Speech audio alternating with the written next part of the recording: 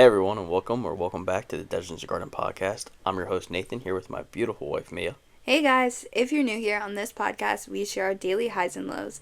This is not by any means a highlight reel, but where we share the realities of navigating marriage, faith, and our life together with God's guidance every step of the way. Yeah, and today's episode is called Hospitality in a Busy Season. Or something like that. Something like that, right? It's a call for us to open our homes and our hearts to others, even when life is full and chaotic. Right, so we'll be breaking this down into 3 sections as we do. Yep. First, we'll talk about what biblical hospitality actually is.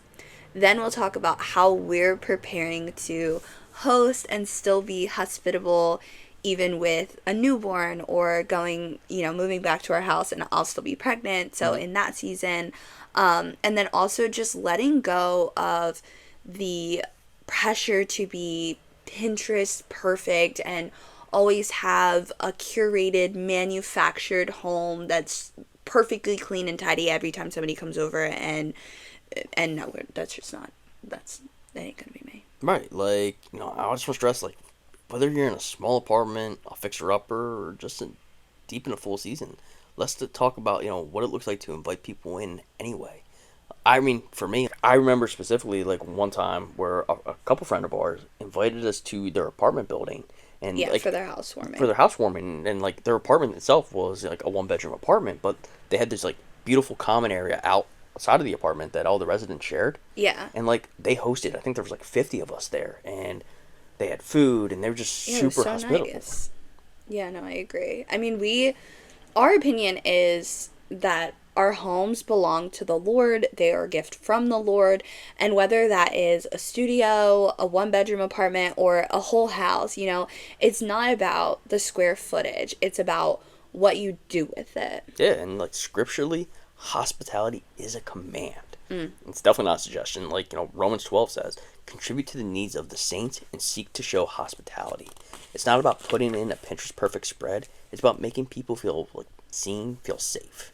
Yeah, I mean, we've hosted in seasons where the sink was full and the living room's messy. And guess what?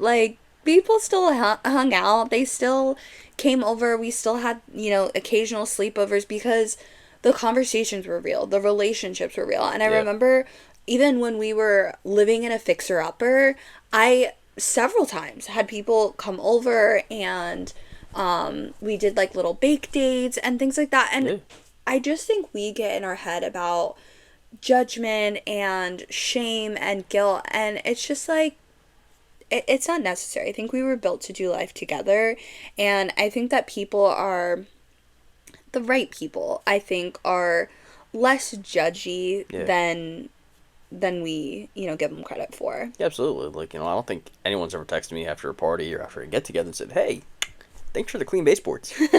Even though I do clean them. But anyway, for us, just looking forward and thinking about this next season, we know it's going to be a stretch for us and it's going to be something new, but we're still getting ready to host with a newborn, especially our baby's due October 22nd. So we have Thanksgiving right afterwards, and there's also Christmas afterwards. So we haven't ironed out what we're doing for that, but we do still plan on hosting and having people over. And while we are going to be cautious postpartum about how many people we have over and how long and things like that, especially during, obviously the first month that the baby's born, our goal isn't, though, to just shut up the home and have our doors closed forever. Obviously, we are so big with having an open door policy. Right, we do plan to limit the baby's exposure to just immediate family at first. Yeah. But after that, we're back to what we love. Bi-weekly Bible studies, bonfires, pool parties, pizza nights. Game nights. Literally just having people in and out of the house all the time. Yeah, we love it. And I get with kids, people do get so finicky, and I just have never been that way because I have so many siblings. I was raised with a sister who's 8 years younger than me. Yeah. So I just have never been squeamish around babies as some people are. And I do know a lot of moms who have friends that don't have kids feel weird hanging out with them, post kids or whatever. So I just think it'll be fun to do like mommy and me hangouts. And if you're not squeamish about babies and you don't have a baby, you can still come and hang out with me. And we do like so many of like potlucks, or as my friends have been having kids, like going over, helping them unpack and set up their house, or helping my other friend with doing laundry and setting up, the dresser for the baby. Because, I mean, listen, it's not just about vibes, it's Right. about real life. We're not talking, oh, we're hosting these fancy elaborate dinner parties, Right. pull out the china. Yeah, right. Like we've really learned in this season, like the people that we care about, the people we want to be friends with, Yeah. they don't care about performance. That's not Right. what they're looking for. Like they're craving presence and they're craving community. Like Yeah. that's what we want to create in our home. Like we want to create community, like, whether we have a baby or not. Right. And, in the next season, I mean, before baby, because we'll be moving back to our house in July and baby's not due till October. So, Right. just like throughout the summer, we're still debating whether or not we're opening the pool. I don't know. We're still debating it. Yeah, But we're not locked in. we yet. do still have, like, the lake in the backyard. So, having people over, Fishing.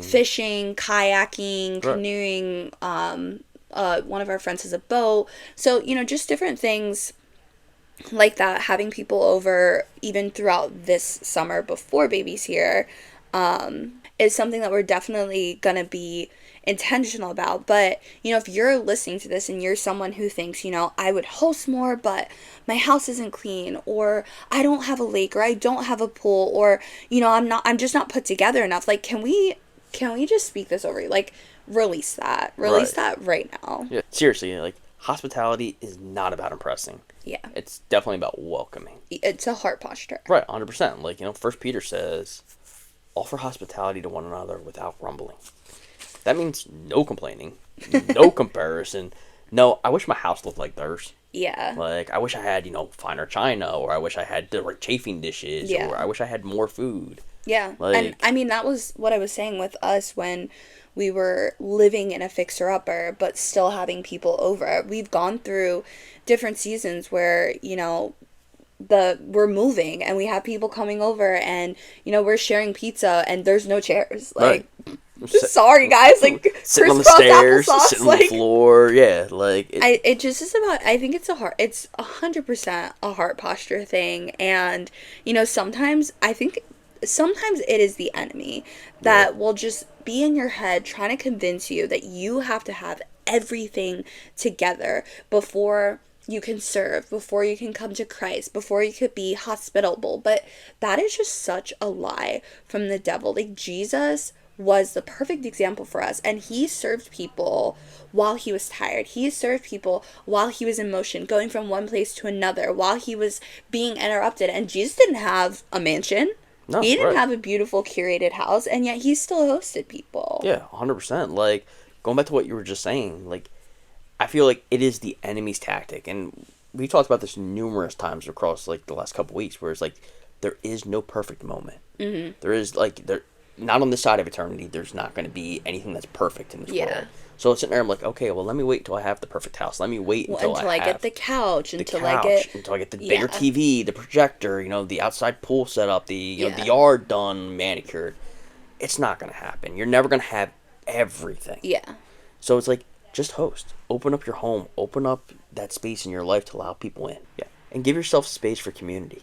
Yeah. I mean, I think one thing that I really loved, you had mentioned it earlier, back at the house, was doing the bi-weekly Bible studies through Yeah. our church. And I am so excited to go back and to just have that space, and to have, women coming over, moms coming over, maybe doing a couples Bible study, and just having our home filled with people every other week, reading the word and just doing life together and encouraging each other in those ways. So I think that's one thing I'm most excited for. But then also just the realities of right now, living in a 10 by 10 room Right. has been difficult, but we still have made time for people and meeting people at parks, going on walks, gonna say, going to other like- people's house, cooking for them here and taking them food. Right. Like, even if you live in, not an ideal situation, like you Right. said, like, Right now, we're staying in a 10 by 10 room. Yeah. Like, we can't really host here, Right. but we can host people outside. Yeah. We can go to their house, and we can, like you said, we can cook and bring them food and Yeah. be at their house and share a meal. We can go invite them out to meet us someplace. Yeah. Take them out for dinner. Like, hospitality isn't about just the space. Yeah. It's about the people around you. Right. So whether you're planning your first dinner party or you're just having some friends over or you're in a season where you're trying to figure out how to host with a baby on your hip, just start somewhere. Start with one person. God uses ordinary spaces to do extraordinary things. Absolutely. So if this episode encouraged you, go ahead.